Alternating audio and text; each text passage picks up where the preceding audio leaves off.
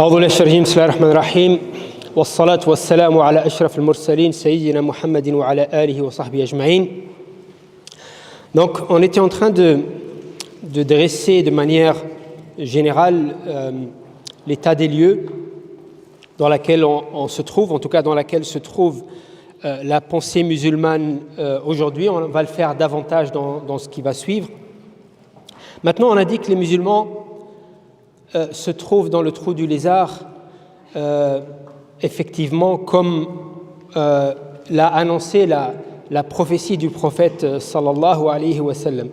Et on a défini le trou du lézard notamment par le fait que l'humanité s'est retrouvée de manière inédite dans l'histoire humaine, dans une réalité dominée par une vision du monde désenchantée, où le transcendant, le surnaturel, le divin, la métaphysique sont complètement exclus de l'équation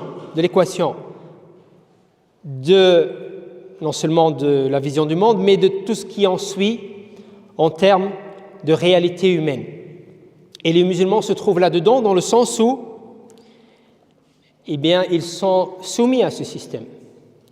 Ils contribuent aux idéaux de ce système. Vous savez, lorsqu'on définit notre vision du monde, lorsqu'on agit selon une vision du monde, individuellement et collectivement, lorsqu'on produit selon une vision du monde, toute notre production sera mobilisée, dirigée vers les idéaux de cette vision du monde. Tout ce qu'on produit en termes scientifiques, pourquoi on fait de la recherche? C'est au profit de quoi? De quelle finalité?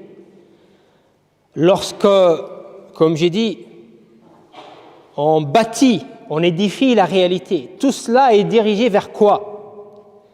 Aujourd'hui, tout cela est dirigé vers un idéal qui n'est pas le nôtre. Et nous, on y participe, que l'on veuille ou non. Nous, on y participe. Tout est mobilisé vers cet idéal-là. Par exemple, et c'est vrai pour tous les pays musulmans. Souvent, je dis à mes élèves, j'ai des classes où se regroupent l'ensemble des élèves, ou bien en tout cas l'ensemble des disciplines et des facultés de l'université du Qatar. Donc j'ai des élèves qui sont en médecine, en pharmacie, en chimie, en maths, etc., etc. Parce que c'est un cours mandatoire, on va peut-être y parler plus tard, un cours sur l'islam qui est obligatoire. On va parler plus tard du pourquoi. Et je leur dis, pourquoi vous avez choisi le domaine d'études que vous avez choisi?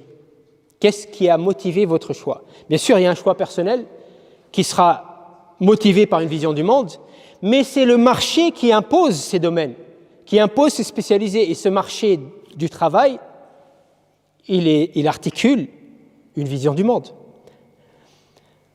Parce que ces domaines-là vont former des gens qui vont être des acteurs de la réalité, qui vont contribuer à un idéal. Là, il y a plus de résonance, il me semble. Donc, si on peut remettre comme c'était. OK? Donc, tout ça pour vous dire, c'était mieux au début. Hein? Ouais. Tout ça pour vous dire que nous, en tant que musulmans, on est dans le trou du lézard, dans le sens où nous aussi, on participe à cela. On participe, nos actions, notre production, notre réalité est infusée par un sens, par une vision du monde, par une direction qui pointe vers les mauvais idéaux. Okay? Nous aussi, on participe au système consumériste. Nous aussi, on participe à la glorification de la croissance effrénée. Nous aussi, on participe à la destruction de l'environnement, à la destruction de la fitra de l'humain, de la société et de la fitra de l'environnement. On y participe, que l'on veuille ou non. Et notre référentiel, notre vision du monde n'infuse pas la réalité dans aucun aspect afin de rediriger la boussole vers la bonne direction. Ça, c'est le constat. Maintenant, la question: comment sortir du trou du lézard? Eh bien, première des choses, c'est d'être conscient qu'on est dans le trou du lézard. C'est le plus grand problème. Le plus grand problème aujourd'hui pour les musulmans, ce n'est pas qu'ils sont dans le trou du lézard, c'est qu'ils ne sont pas conscients qu'ils sont dans le trou du lézard. J'ai parlé avec beaucoup de savants, on a eu beaucoup de séminaires avec des savants, etc. Pour eux, il n'y a aucun problème. Pour eux, même, ils disent ça clairement, le système néolibéral capitaliste, c'est islamique, halal. Il faut juste peut-être faire quelques réglages ci et là, mais le reste, c'est bon, c'est islamique.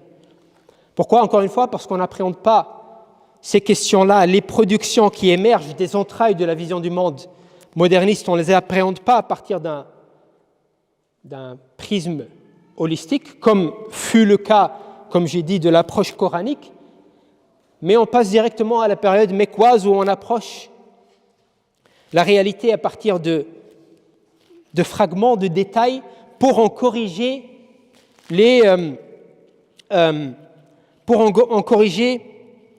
les formalités, les juz'iyat, les détails. Hein? Médinoise, voilà. Pourquoi? Parce que, comme je vous l'ai dit, la pensée musulmane a stagné pendant des siècles. Et lorsque les musulmans, on va le voir plus tard, lorsque les musulmans se réveillaient dans cette nouvelle réalité, qu'est-ce qu'ils ont dit? Ils ont dit, il faut réouvrir les portes de l'ijtihad. Avant, on a dit que c'était haram, il ne fallait pas retourner direct au Coran et la Sunna pour en déduire une compréhension et pour l'appliquer dans la réalité, mais il fallait se suffire de ce qu'ont produit les anciens. Maintenant, il faut dépasser de cela, ils ont dit, il faut faire l'ijtihad. Sauf que, lorsqu'ils ont abordé cette question-là, ils l'ont abordée à partir de prismes historiques et pas à partir de prismes coraniques. Dans le sens où ils n'ont pas pensé l'ijtihad et la manière d'appréhender la révélation afin de l'articuler dans la réalité à partir de ce qui est requis par le Coran, mais ils ont pensé cela à partir de ce qui a été développé historiquement. On va le voir plus tard. Mais pour l'instant, ce n'est pas la question. La question, c'est comment sortir du trou du lézard. Premièrement, j'ai dit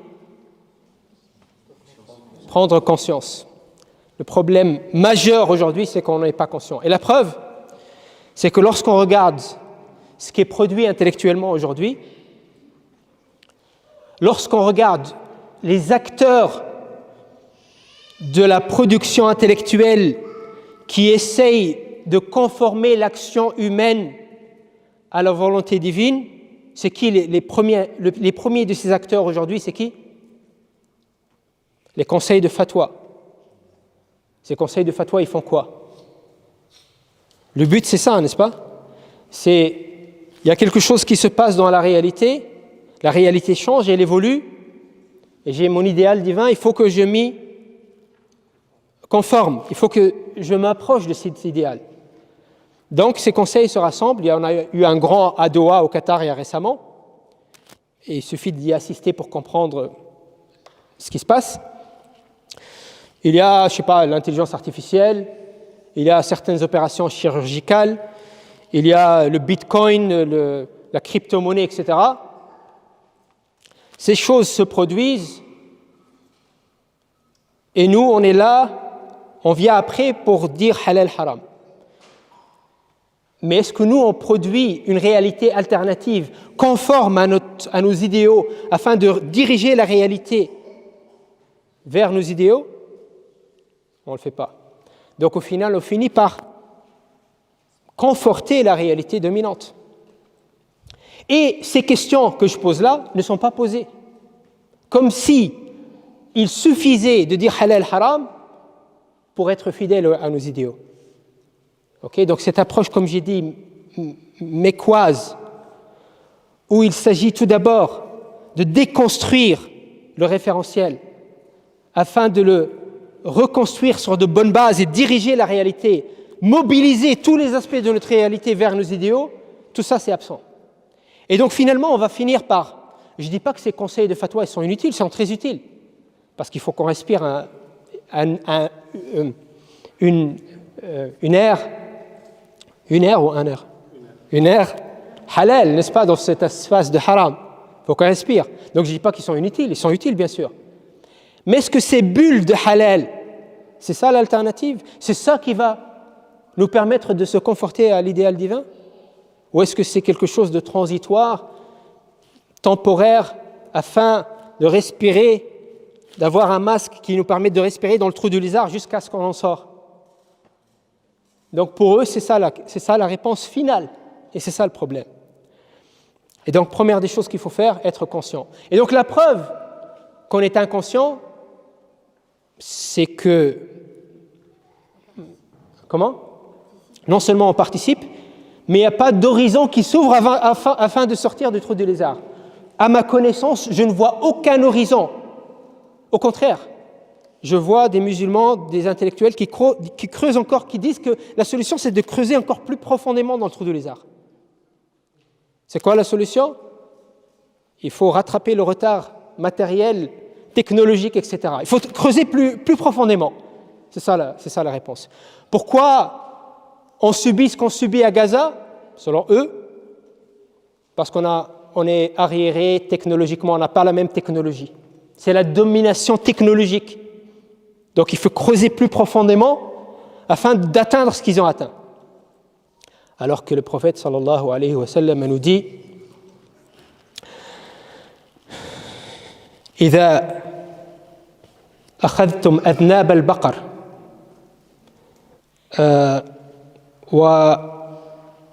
ورضيتم بالزرع إذا تبايعتم بالعينة وأخذتم بأذناب البقر ورضيتم بالزرع وتركتم الجهاد سلط الله عليكم ذلا لا ينفك عنكم حتى تعودوا إلى دينكم. Le prophète sallallahu alayhi wa sallam décrit notre situation actuelle. Il ne dit pas que votre problème c'est que vous n'êtes pas assez technologiquement avancé ou économiquement, etc. Il dit lorsque vous allez tabaya'tum bil'ina, vous allez faire des transactions qui relèvent de l'ina. Vous savez c'est quoi l'ina? C'est une transaction où c'est du riba déguisé. J'ai besoin de 100 000 euros. Et je ne peux pas te demander de faire un prêt avec du riba, n'est-ce pas? C'est haram. Qu'est-ce que je fais? Je te donne mon téléphone. Je te le vends à 100 000 euros. Là, j'ai du cash. Et après un an, je reviens te voir, je te donne 150 000 euros pour acheter mon téléphone. Est-ce que c'est du riba, ça? En apparence, non. C'est une transaction. J'ai vendu mon téléphone à 100 000 euros, je l'ai racheté à 150 000 euros. Mais c'est de l'ina, c'est du riba déguisé, n'est-ce pas? C'est ce que font certaines banques islamiques. Donc le prophète sallallahu alayhi wa sallam dit إذا تبايعتم بالعينة وأخذتم أذناب البقر, vous allez attraper les queues des vaches. Ça veut dire quoi ça? Travailler la terre, n'est-ce pas? Comment on travaille la terre? L'harf. On laboure. À l'époque, on labourait avec les vaches, n'est-ce pas? Donc, on laboure la terre, on édifie, on travaille la terre. Lorsque vous allez travailler la terre, vous allez faire des transactions qui relèvent de l'ina. Vous allez travailler la terre. Vous allez vous contenter des fruits, des récoltes. Donc, les produits, le commerce, etc., les récoltes. Et vous allez délaisser le jihad. Qu'est-ce qui va se passer? Et lorsqu'on parle de jihad, on ne parle pas forcément de guerre. Jihad dans le sens absolu. Qu'est-ce qui va se passer? Sallatallahu alaykum dhullan. Allah va vous soumettre à une humiliation, va vous humilier. Vous serez humilié, vous serez au dernier rang des communautés. La yanfaku ankum. Cette humiliation ne sera pas levée hatta ta'udu ila dinikum, jusqu'à ce que vous retournez à votre religion. Donc la solution c'est quoi? C'est retourner à la religion ou creuser plus profondément dans le trou du lézard afin de rattraper le retard. Aujourd'hui le problème, ce n'est pas un problème d'infériorité matérielle, technologique, économique, Parce que le Coran nous dit إن يكن منكم 20 صابرون يغلبوا 200. Et le Coran nous dit وأعدوا لهم ما استطعتم من قوة. Préparez ce que vous pouvez en termes de force, de puissance, pour leur faire face. Aujourd'hui, avec ce qui se passe à Gaza, est-ce qu'on a mobilisé ce qu'on a en termes de pouvoir? Je ne parle même pas de pouvoir militaire, même de levier politique, etc. Est-ce qu'on a tout mobilisé? Le Coran nous dit, vous mobilisez tout. Et là, même si vous êtes inférieur, technologiquement, économiquement, numériquement, pas de souci. Vous avez tout mobilisé, vous êtes fidèle à votre religion, vous allez être victorieux. Vous allez sortir de cet état d'humiliation. Mais ça, tout ça, non. Pour beaucoup de nos savants aujourd'hui, le problème est un problème de retard matériel, c'est tout. Tout cela pour vous dire effectivement que l'inconscience du fait qu'on est dans le trou du lézard, il est profondément ancré au point où on n'a pas d'horizon aujourd'hui, pas d'horizon épistémique, pas de piste de recherche qui nous propose une sortie de crise. Ça n'existe pas. Il y a eu des pistes, je vais en parler plus tard, dans les années 80 et 90, mais elles se sont refermées. Mais il n'y a pas d'horizon aujourd'hui. Et la recherche, quand vous êtes un talib ilm dans les sciences islamiques, vous essayez de suivre les dernières avancées qu'on propose dans plusieurs domaines, dans le fiqh, dans l'usul, dans l'aqid, etc., vous allez trouver que ça tourne autour du pot.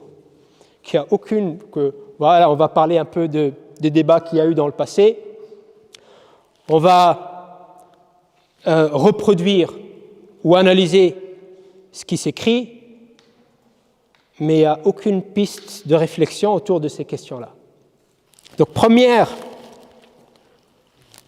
des choses, prise de conscience. Être conscient qu'on est dans le trou du lézard, c'est le plus gros problème. C'est le plus gros problème, un problème auquel je fais souvent face. Lorsque je parle à des savants, ils disent que ce n'est pas la vocation de l'islam. Ce que tu dis là, ça, ce n'est pas l'islam. Pourquoi? Parce qu'il y a un modèle qu'on a hérité où l'islam, c'est halal haram.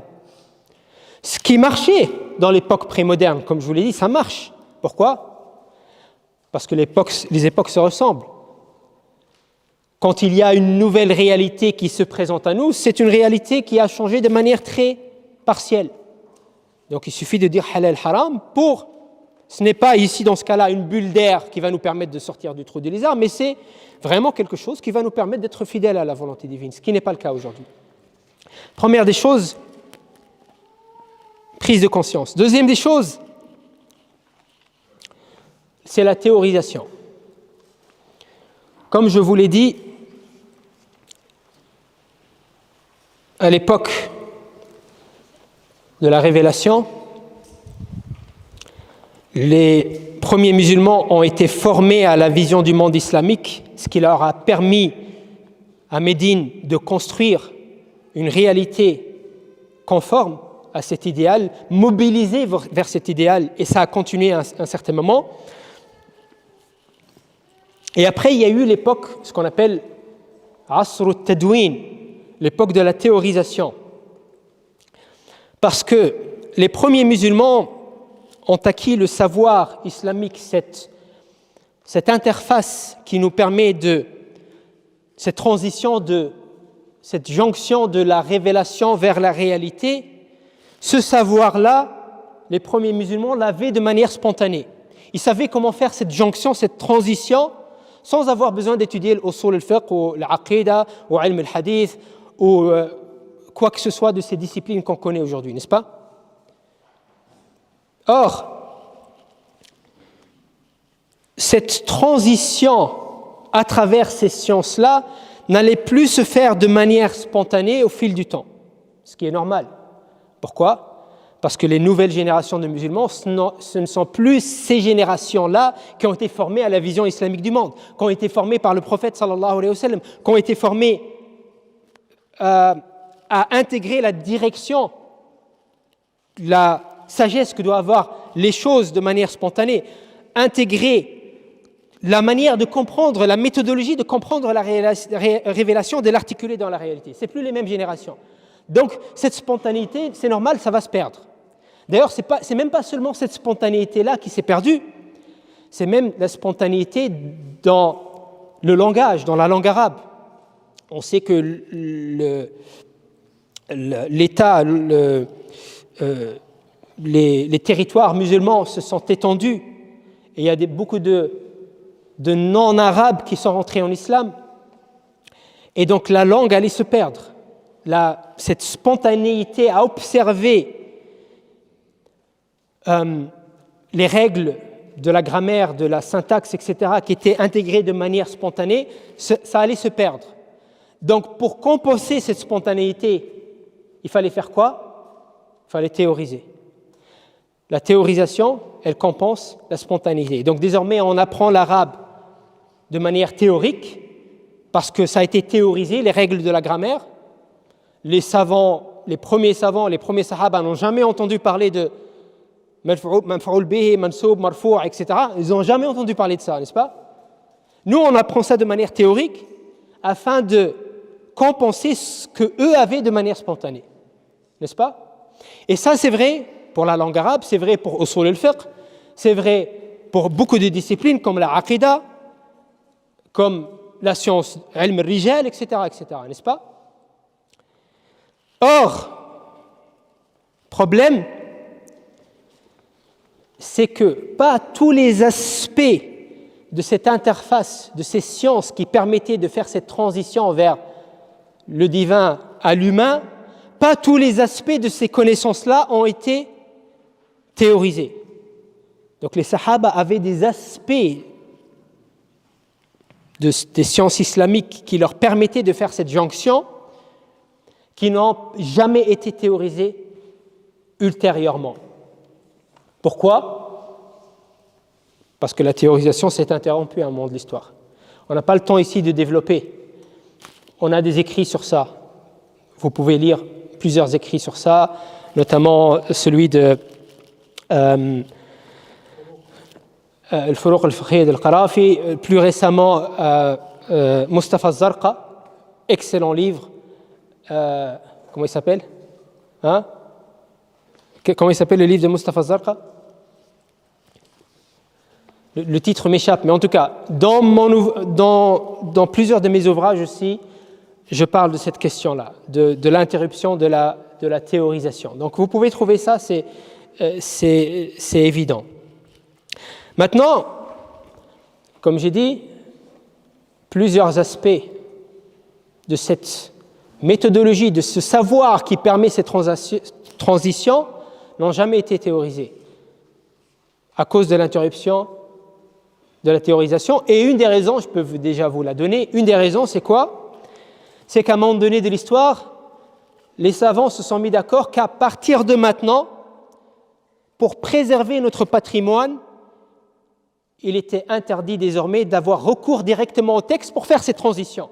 Donc logiquement, puisqu'on n'a plus le droit d'avoir recours au texte pour faire la transition, logiquement, on n'a plus besoin de théoriser les disciplines qui permettaient aux sahaba et aux premiers musulmans de faire la jonction, puisqu'on n'a plus le droit de faire la jonction. Vous avez vu? Et donc, de ce fait, plusieurs de ces disciplines n'ont jamais été théorisées. Parmi elles, les disciplines de maqasid de sharia. C'est pour ça qu'aujourd'hui, on a cet élan de théorisation de maqasid de sharia. Parce que c'est quelque chose qui n'a pas été fait. Maintenant, donc est-ce que les travaux de Shatibi seraient d'une certaine manière une exception, une reprise de... C'est ce qu'il dit lui-même, Shatibi. Shatibi dit dans son traduction pour se justifier que ce qu'il va faire maintenant, c'est pas une bid'a. Il va suivre ce qu'ont fait les premiers musulmans. C'est ce que dit Qarafi aussi. Ok?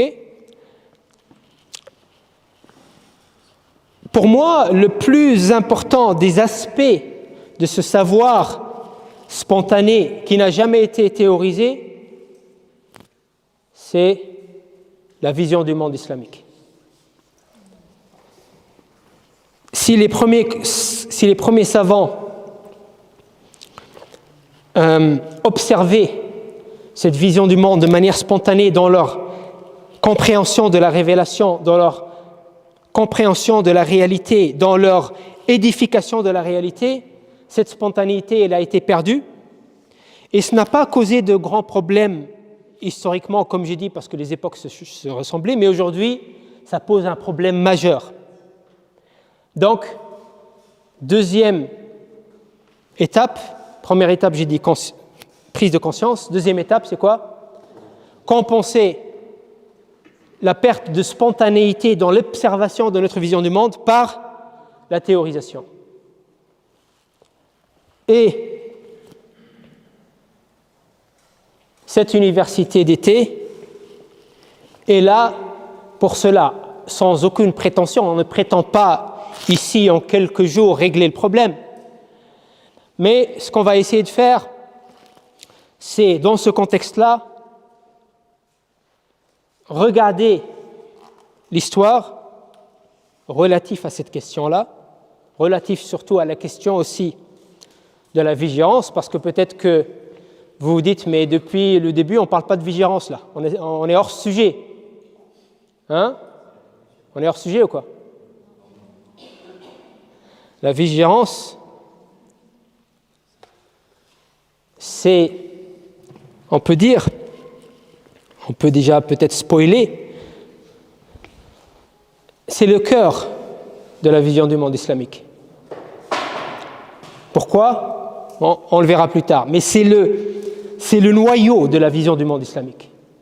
Donc lorsqu'on parle de vision du monde islamique, la vigilance est centrale, et c'est pour ça qu'on parle de vision du monde. Donc une évolution historique, contexte et état des lieux, on a déjà commencé à poser le contexte et l'état des lieux, mais on va continuer, Inch'Allah. On va parler du réformisme contemporain et de leur appréhension et leur appréciation de la modernité et comment ils ont essayé d'y faire face justement afin de réaliser cette fidélité à notre idéal dans ce nouveau monde, un monde où on questionne la légitimité même de l'islam et de toute religion. Comment ces réformistes contemporains ont essayé de faire face en gardant bien sûr à l'esprit la question de l'istiqlal et de la vision du monde. On va parler de méthodologie et d'épistémologie parce que c'est facile de venir avec une théorie. Les théories, vous en trouverez à l'appel. Hein. Ouvrez YouTube, ouvrez beaucoup de livres. Chacun y va de sa propre théorie. Mais la question méthodologique et épistémologique, c'est ça qui pose problème. Qu'est-ce qui me dit que ta théorie, c'est celle qui va me permettre d'être fidèle à la volonté divine et pas celle d'un autre? Quels sont les critères, les paramètres qui vont permettre de mesurer ça? Souvent, on ne nous donne pas cela. Il faut juste les prendre pour acquis, prendre sur parole. Voilà, puisque tu le dis, tu dis pour acquis. Mais il faut me donner, moi, les outils qui vont me permettre d'évaluer ce que tu dis. Tu n'es pas Allah. Donc, il nous faut justement cette interface qui va nous permettre d'être fidèles et il faut qu'on comprenne les méthodologies, les outils, l'appareil méthodologique afin de pouvoir non pas te croire sur parole, mais faire l'équation nous-mêmes. Et peut-être que ton équation n'est pas bonne, donc je vais la refaire. Ou peut-être que ton équation est bonne, mais ton résultat ne sont pas bons. Donc il faut qu'on puisse avoir effectivement ces instruments qui vont nous garantir cela. Aussi, bien sûr, une grande partie de ce qu'on va dire va être de la théorisation. Pourquoi? Parce que tout cela, jusqu'au point 4, on en a parlé durant plusieurs universités d'été, durant plusieurs éditions. Donc on ne va pas aller dans le détail ici. Si vous voulez plus de détails, il y a des vidéos sur YouTube où on traite de ces questions-là. Le focus sera surtout sur la théorisation.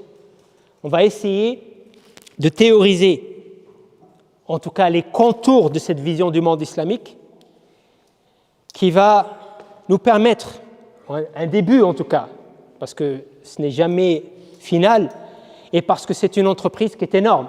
Ce n'est pas du ressort d'une personne, c'est quelque chose qui doit relever d'un mouvement, mais c'est pour ça que je vous ai dit qu'il n'y a pas d'horizon aujourd'hui. Donc il faut ouvrir cet horizon. Et ce n'est pas un individu qui va ouvrir cet horizon. Ça doit être un mouvement de pensée qui ouvre cet horizon. Mais on va essayer de dresser les contours de cette théorie. Et on va parler d'application aussi. On va essayer d'appliquer ça dans le tafsir et dans certains domaines. Et ce qui va suivre aussi les jours qui vont succéder à mes interventions, il y aura aussi des aspects qui vont relever de l'application. Voilà en ce qui concerne l'introduction. Ok. Maintenant. Il est 11h50, donc on a jusqu'à 13h. Donc je vous laisse prendre le temps que vous voulez pour la crise de la pensée islamique de la modernité, pour laisser un temps d'échange, de discussion, etc. Je préconise peut-être 20 minutes. 20 minutes pour l'échange ou pour mon intervention? Pour cette partie. Allah musta'an. Bref, donc, le choc de la modernité, on en a parlé. Donc, le titre, bien sûr, c'est la crise de la pensée islamique à l'ère de la modernité. Pourquoi la pensée islamique, elle se retrouvait en crise? Est-ce qu'elle n'était pas déjà en crise avant, dans l'époque prémoderne? Elle l'était. Mais la crise était plutôt d'ordre épistémique, d'ordre intellectuel. Et cette crise avait peu de répercussions sur la réalité sociale, économique, politique, etc. Elle avait peu de répercussions, elle n'avait pas de répercussions sur la religiosité individuelle, ni sur la religiosité collective. Okay? Pourquoi? Comme je l'ai dit, c'est une crise épistémique, parce que la réalité n'était pas le fruit d'une vision étrangère et que les réalités n'étaient pas si différentes de celles qui ont précédé l'ère pré-islamique. Maintenant, la crise de la pensée islamique à l'ère moderne est une crise profonde, est une crise qui impacte la religiosité individuelle, mais encore plus la religiosité collective. Et cette crise, bien sûr, elle est due à ce choc de la modernité, ce gouffre entre la réalité contemporaine qui a, comme j'ai dit, émergé des entrailles d'un système, d'une vision du monde complètement étrangère à la nôtre, d'un côté, et de l'autre côté, notre production intellectuelle, nos réponses à la réalité, notre approche, notre méthode, nos savoirs qui nous permettent de faire la jonction entre idéal divin et réalité humaine. Okay? Donc il y a un gouffre énorme. Et donc la pensée musulmane n'avait pas les outils pour faire face à cela. On ne pouvait pas faire face. Il ne suffisait pas, comme avant, de dire halal haram afin d'être fidèle à la volonté divine. Donc le choc de la modernité a créé cette crise profonde. D'aucuns vont même jusqu'à, des musulmans, jusqu'à croire qu'au final, l'islam n'a plus sa place dans la modernité. C'est impossible de faire face à cette crise. Donc l'islam, il doit être relégué, comme l'ont fait d'autres religions, à des aspects plutôt tuqus, plutôt rituels, formels, etc. D'autres ont estimé que la solution, c'est quoi? Qu'est-ce qui a permis la réussite de l'Occident? Le progrès technique, matériel, il faut faire la même chose. Il faut réussir comme eux. Il faut comment dire, il faut combler ce gouffre en suivant leur chemin, en faisant la même chose. Je cite par exemple un auteur réformiste qui est Tha'alibi. Il dit il est grandement l'heure qu'on réinterprète le Coran, qu'on relit le Coran de manière correcte et authentique, et c'est exactement la manière qui a permis les acquis de la Révolution française. Ce qu'il écrit. Maintenant, ces savants-là, étaient-ils des savants laïques, qui voulaient faire fi de la religion? Pas du tout. Ils croyaient sincèrement que c'était ça la voie à suivre. Bien sûr, après ce mouvement-là est né parce que quand on se réveille, on est dans l'obscurité, on a les rayons du soleil dans le visage, il nous sera à premier abord difficile de distinguer ce qu'il y a autour de nous. On est éblouis, n'est-ce pas? C'est ça qui s'est produit. Ils étaient éblouis, ils n'arrivaient pas à mesurer la réalité dans sa juste valeur. Mais c'est ce courant-là qui va donner ultérieurement naissance aux laïcs arabes et musulmans et aux modernistes, ceux qu'on définit comme modernistes aujourd'hui. Donc, la question c'était comment combler ce gouffre, comment rattraper notre retard. Donc, l'Occident est, comment on peut le définir, avancé et mutaqaddim, avancé, développé. Nous, on est mutakhallif, on est arriéré, on est comment? Archaïque. Vous savez que le problème de la vision du monde, il commence ici déjà. Là, déjà, on est en plein cœur de la question de la vision du monde. Comment définir si l'Occident il est vraiment avancé? Comment définir le progrès? Comment définir le retard? Comment définir le backwardness? Comment on dit ça en français? Notre situation d'arriération. Donc la question, sommes-nous arriérés? Est-ce que l'Occident il est avancé, il est dans le progrès? Cette question-là, on ne peut pas y répondre ou bien notre réponse sera chargée de la vision du monde à partir de laquelle on part. Donc, ces savants-là, ils ont dit que l'Occident était avancé, était en état de progrès, et nous, on était en état d'arriération. Le problème ici, c'est qu'ils ont défini, encore une fois, je ne vous l'ai pas dit, mais les mots sont chargés, tous les mots sont chargés d'une vision du monde. Leur charge sémantique, elle relève d'une vision du monde. Je vous pose une question. Nous, en tant que musulmans, croyons-nous en la liberté? Croyons-nous en la liberté absolue? Non. Vous voyez, vous êtes dans le trou du lézard. Votre réponse, vous dites non, pourquoi? Parce que vous définissez la liberté selon le trou du lézard. C'est quoi la liberté selon le trou du lézard, selon la vision du monde occidental? C'est de disposer de mon corps comme je veux, de me déplacer comme je veux, de penser ce que je veux, voilà. C'est ça à peu près la définition de liberté, n'est-ce pas? Mais donc vous définissez la liberté selon la vision du monde occidental. C'est quoi la liberté selon la vision du monde absolu? Islamique? Est-ce qu'en islam on croit en la liberté et on aspire vers une liberté absolue, sans aucune restriction? Bien sûr. Mais c'est quoi la liberté? Être fidèle à sa fitra. Je suis libre du moment où je ne suis soumis à rien, à aucune influence qui va, définir mes choix. Et mes choix, si je suis soumis à aucune influence, mes choix vont découler de quoi? De ma nature profonde. Et ma liberté sera absolue.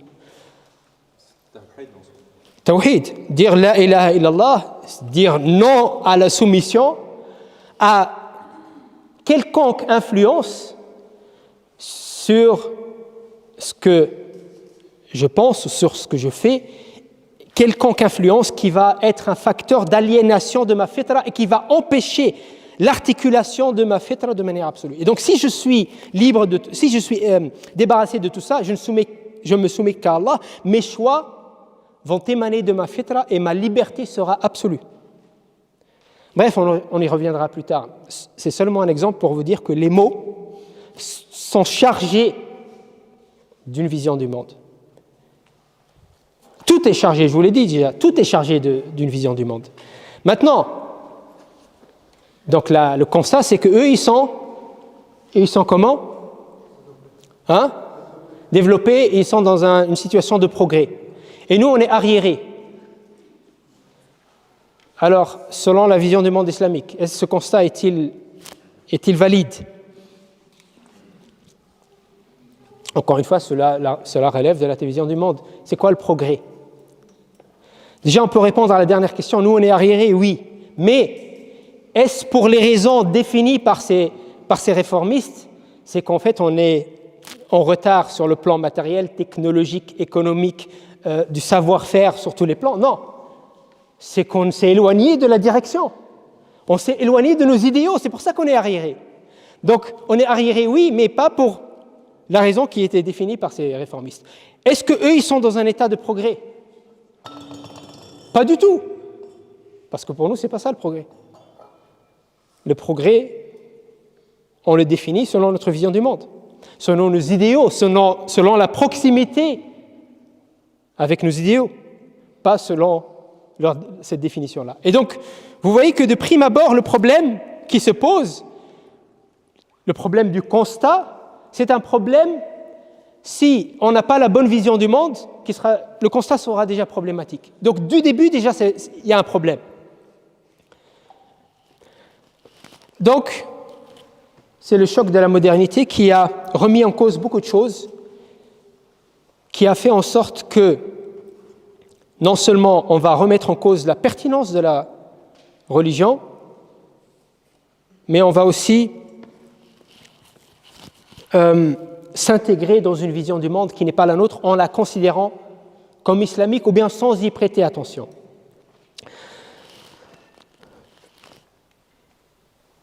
Maintenant, face à ce choc de la modernité, comment on a été secoué, réveillé? Il y a débat sur la question. Selon Malik Ben Nabi, c'est avec le colonialisme.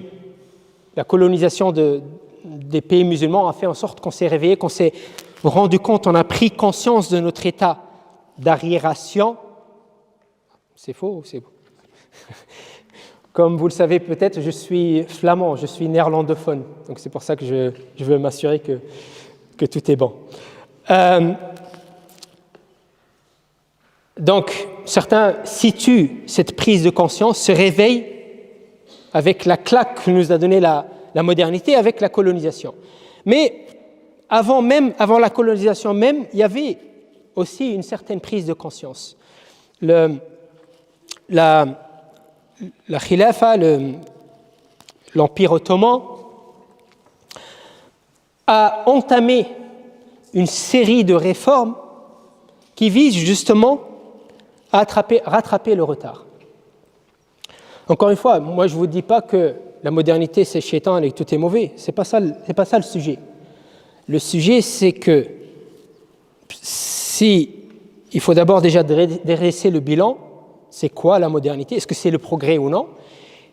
Afin de pouvoir savoir qu'est-ce qu'on prend et qu'est-ce qu'on laisse. Il faut avoir la vision du monde afin de savoir détacher ces produits de la modernité, de leur référentiel qui les dirige, qui les mobilise vers une mauvaise direction, et de les intégrer dans un référentiel qui va les réorienter vers une bonne direction. C'est ça la question.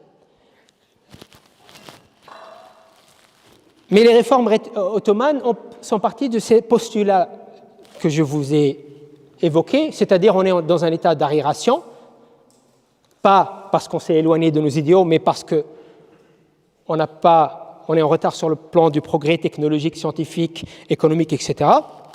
Et donc, cette série de réformes visait à moderniser l'Empire ottoman afin de rattraper ce retard. Cette série de réformes a duré des décennies,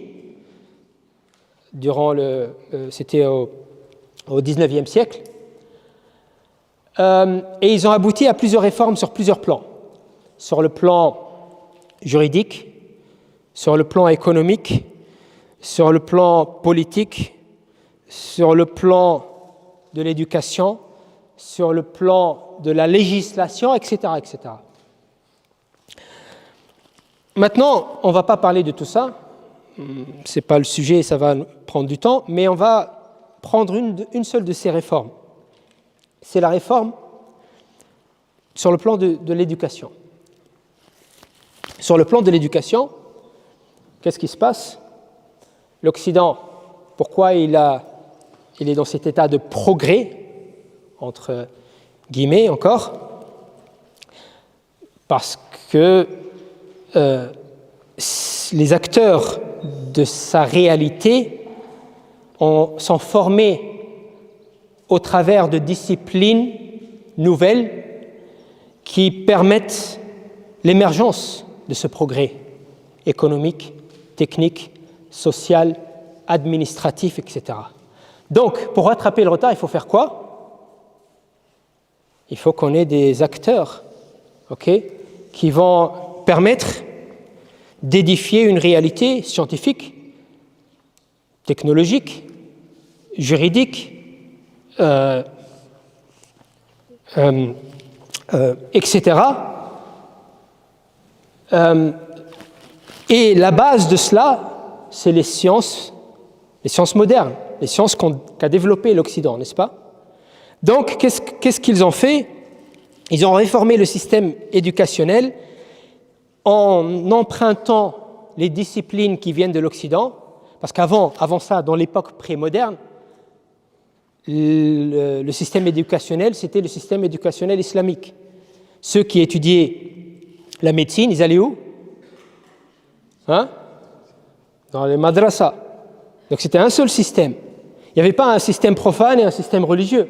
C'était un seul système. Ceux qui étudiaient le droit, ceux qui étudiaient la médecine, ceux qui étudiaient la philosophie, l'économie, etc. C'était un seul système enchanté. Celui qui étudiait l'astronomie, il y avait la métaphysique dedans, n'est-ce pas? Il y avait Dieu dans l'équation, n'est-ce pas? Celui qui étudiait la médecine, celui qui étudiait la philosophie, etc. Maintenant, il faut rattraper le retard. Donc, qu'est-ce qu'ils ont fait? Ils ont introduit le système éducationnel occidental. Et ils ont laissé le système éducationnel classique comme tel, sans y toucher. C'est quoi le problème ici? C'est que c'est ça qui nous a permis de nous enfoncer bien comme il faut dans le trou du lézard. Pourquoi? Oui? Donc, désormais, les acteurs de la réalité, ceux qui vont définir la réalité islamique sur le plan économique, social, juridique, administratif, sont formés dans un système éducationnel qui émerge d'un cadre référentiel d'une vision du monde occidental, complètement désenchanté. Dieu est sorti de l'équation. Le surnaturel est sorti de l'équation. Donc, les élites qui vont édifier la réalité vont le faire à partir d'un prisme, on peut dire, athéiste, il n'y a plus Dieu. Même si c'est peut-être des gens très pieux religieusement, mais dans leurs disciplines respectives, ils sont athéistes dans le sens où il n'y a pas Dieu dans l'équation. Et donc ici, ça va être un facteur majeur, non seulement de la sécularisation du monde musulman, mais de l'intégration du monde musulman dans le trou du lézard. Parce qu'au final, ceux qui étudient l'islam, le Coran, sont complètement isolés de la réalité et ne sont plus les acteurs de la réalité. Avant, c'était eux les acteurs de la réalité, n'est-ce pas? Maintenant, ce n'est plus les acteurs. Ils sont out. Les acteurs de la réalité, maintenant, sont ceux qui sont formés dans ce cadre référentiel-là. Et donc, la réalité sera complètement désenchantée. Et bizarrement, en fait, non, ça ne va pas du tout déranger les savants, les ulama. Ça les dérange pas du tout. Pourquoi? Essayez de répondre à cette question ou bien essayez de réfléchir à cette question. Ça, c'est en ce qui concerne les réformes ottomanes, encore une fois, qui ont permis de s'ancrer davantage ou de s'introduire davantage. Ou peut-être c'est la première introduction dans le trou du lézard et qui va nous permettre d'y rester de manière durable.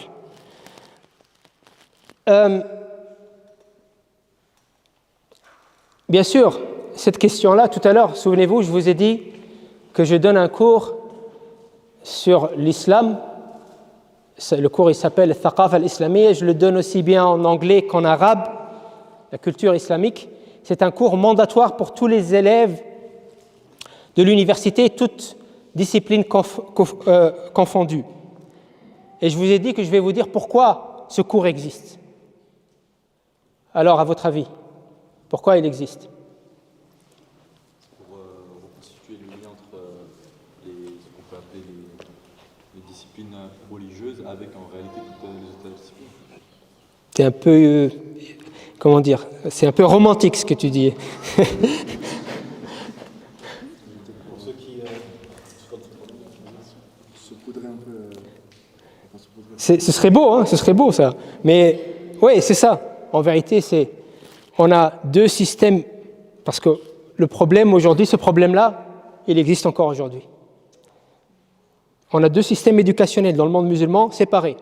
Tu deviens un savant musulman, tu étudies la religion, et de l'autre côté, ceux qui étudient les disciplines profanes et ceux qui vont être les acteurs de la réalité. Ceux qui vont être les acteurs de la réalité, aujourd'hui encore, et je le dis à mes élèves, beaucoup d'entre eux changent de discipline et rentrent en charia. C'est pas mon sujet, c'est pas ma demande, mais je leur dis que ce que vous étudiez là, vous l'étudiez de manière athéiste, de manière désenchantée. Il n'y a pas de Dieu dans l'équation. Donc aujourd'hui encore, dans le monde musulman, les élites, ceux qui produisent la réalité, et d'ailleurs souvent beaucoup d'entre eux c'est des modernistes, parce que pour cette question-là, c'est des gens qui étudient ces disciplines-là et qui vont contribuer à forger la réalité qui est une réalité désenchantée. Pas de Dieu, pas de métaphysique. Dieu n'a rien à dire sur la manière dont on organise nos sociétés, notre économie, etc.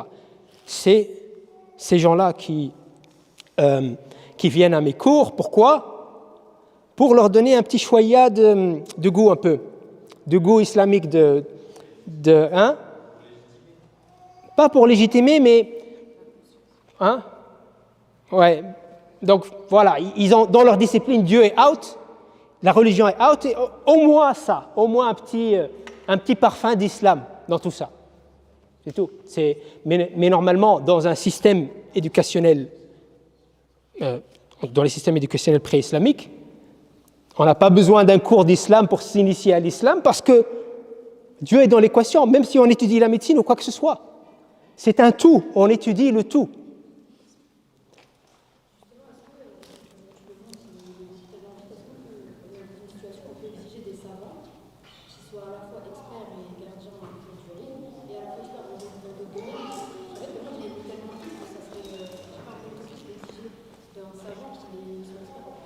C'est pas ça la question. Est-ce qu'on demande que les savants soient experts dans d'autres domaines? Non. Je vais répondre à cette question plus tard. La question, c'est que dans l'idéal, on doit avoir un seul système éducationnel. Celui qui sort, l'économiste qui sort, il a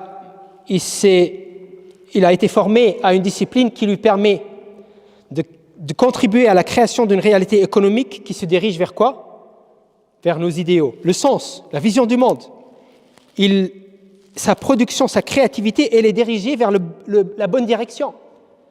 Est-ce qu'il a besoin d'être savant? Non.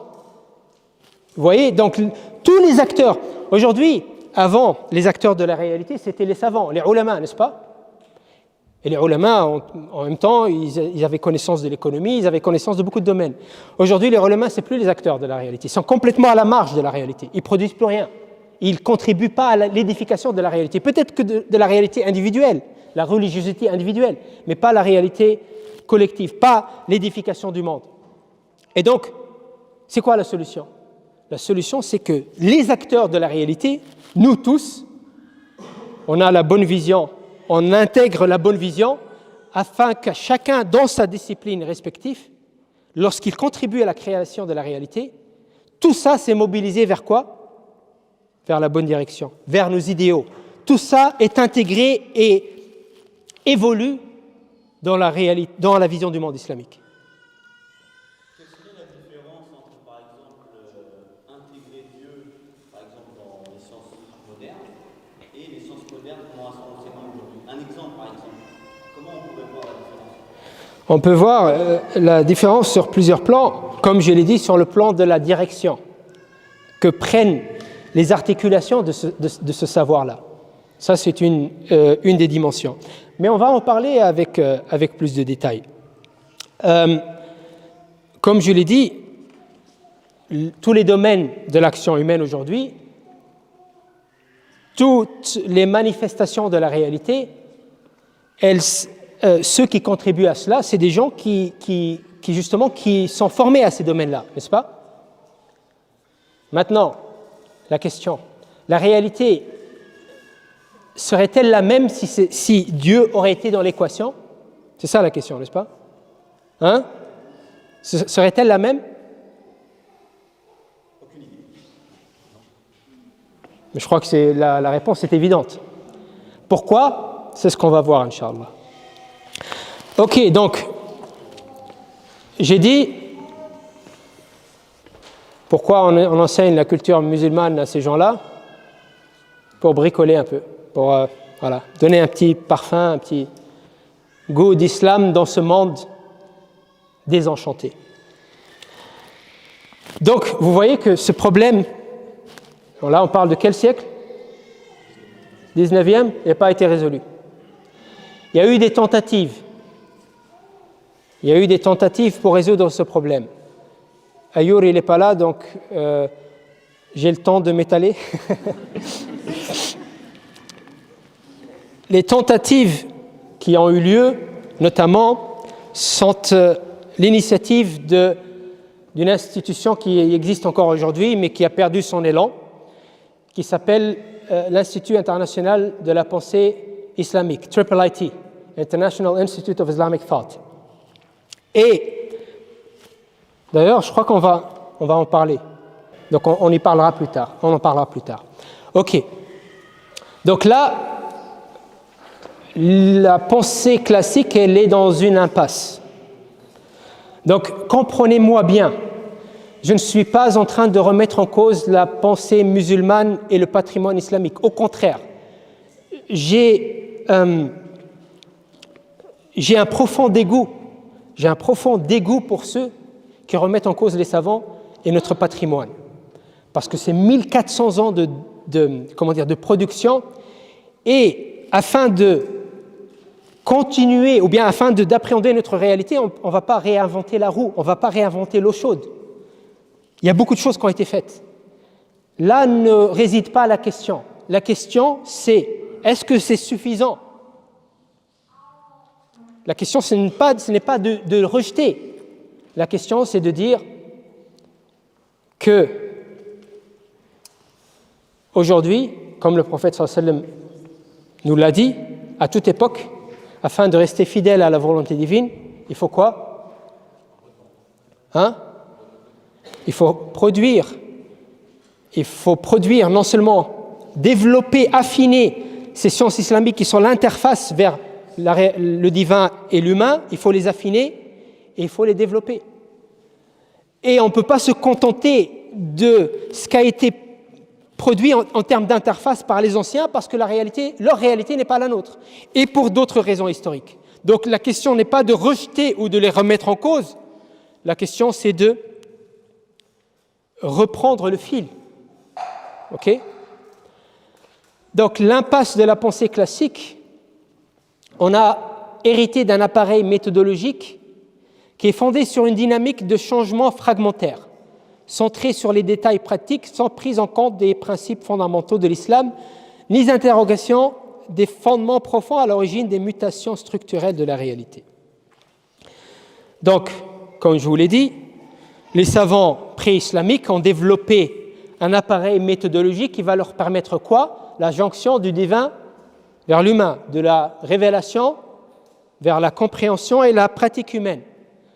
Cet appareil méthodologique était surtout centré sur les changements minimes, les changements fragmentaires, le halal et le haram. Est-ce qu'on parle de malak al-fiqhiyya quand on parle de... On parle de usul al-fiqh notamment, et on parle plus généralement de la méthodologie. Ok? Qu'est-ce que ça va nous permettre, usul al-fiqh?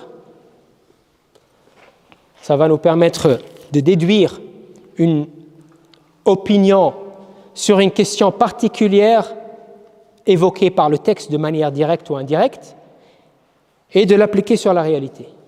C'est une question, en gros, comme j'ai dit, c'est une question spécifique. Par exemple, le Coran nous dit « Ya ayyuhalladhina amanu idha nudiya lis-salati min yawmil jum'ati fas'aw ila dhikrillahi wa dharul bay'. » Ô vous qui croyez, lorsque l'appel est fait le jour du vendredi, eh bien, hâtez-vous au rappel de Dieu et délaissez le commerce. On déduit de cette prescription une question qui est relative à une situation très particulière, la question de la transaction durant la prière du vendredi, et on peut extrapoler en disant qu'il est interdit aussi de se marier ou de s'adonner à quelconque activité durant l'appel à la prière. Mais la volonté divine s'arrête-t-elle à des questions particulières? Allah, sa volonté relève-t-elle seulement de ce qu'il y a explicitement dans le texte, ou relève-t-elle de beaucoup plus que cela? Sa volonté, donc le fiqh nous permet ça, j'ai dit, de déduire une question particulière d'un texte particulier. Le fiqh nous permet aussi, dans le meilleur des cas, d'évaluer une réalité particulière afin de la, de la lier par extrapolation à un texte qui existe. Comme je vous l'ai dit, par exemple, quelqu'un qui fait du sport le vendredi, ben c'est haram. Okay? Ou bien il y a une transaction financière, une nouvelle qu'on ne connaissait pas avant. On va voir des textes similaires et est-ce qu'on peut la lier à ce texte ou est-ce qu'elle ne relève pas de ce texte-là? C'est ça le fiqh qui nous permet, ce qui nous permet de faire, n'est-ce pas? Mais la volonté divine relève-t-elle seulement de ce qu'Allah a explicitement dit dans le Coran ou de ce qui se passe dans la réalité? Non. La volonté divine relève aussi de ce qui devrait être, de ce qu'on devrait introduire dans la réalité afin d'être fidèle à nos principes. Elle relève aussi, comme on l'a vu, de l'infusion de la réalité par notre vision du monde. Est-ce que le fiqh nous permet ça? Aujourd'hui, le fiqh qui existe, est-ce qu'il nous permet ça? Donc cette critique n'est pas de dire que le fiqh est inutile ou que les savants anciens se sont trompés, etc. Ce qu'on dit aujourd'hui, c'est que la réalité dans laquelle on vit est telle que plusieurs des dimensions de l'ijtihad des compagnons, de la méthodologie des compagnons qui existaient et qui n'ont pas été théorisées aujourd'hui, leur théorisation, le manque de leur théorisation fait que ce qu'on a aujourd'hui en termes d'appareil méthodologique ne nous permet pas d'être fidèles à la volonté divine dans son intégrité. Est-ce que cette question elle est claire pour tout le monde? Donc, ce constat-là, ce n'est pas moi qui le fais. Ce constat-là, vous allez le trouver dans plusieurs ouvrages contemporains. Et d'ailleurs, pas seulement, même anciens.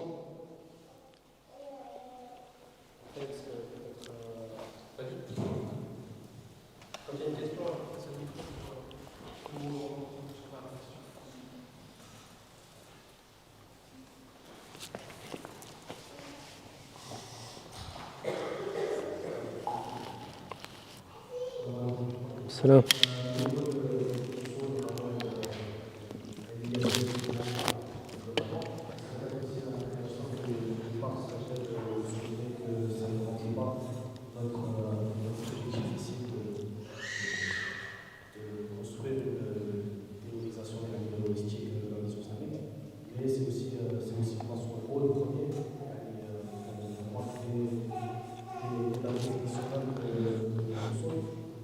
Écoutez, moi, je ne veux pas trop m'atteler sur cela parce que ça va nous prendre du temps.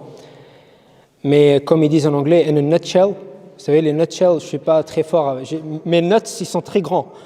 Donc le shell, il va dans les détails. Mais je vais essayer quand même. On a l'islam. L'islam en tant que révélation, elle est constituée de 3 choses dont il n'y a pas de 4e. 3 choses. On a, comme dans le hadith, l'iman, l'islam, l'ihsan, n'est-ce pas? L'iman, c'est quoi?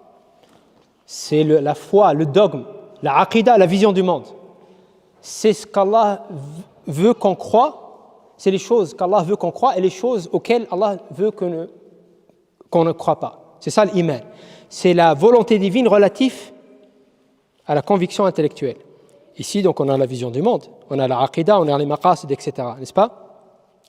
Deuxième volet de la religion musulmane, de la révélation musulmane, l'islam, c'est quoi? C'est ce qu'Allah veut qu'on fasse.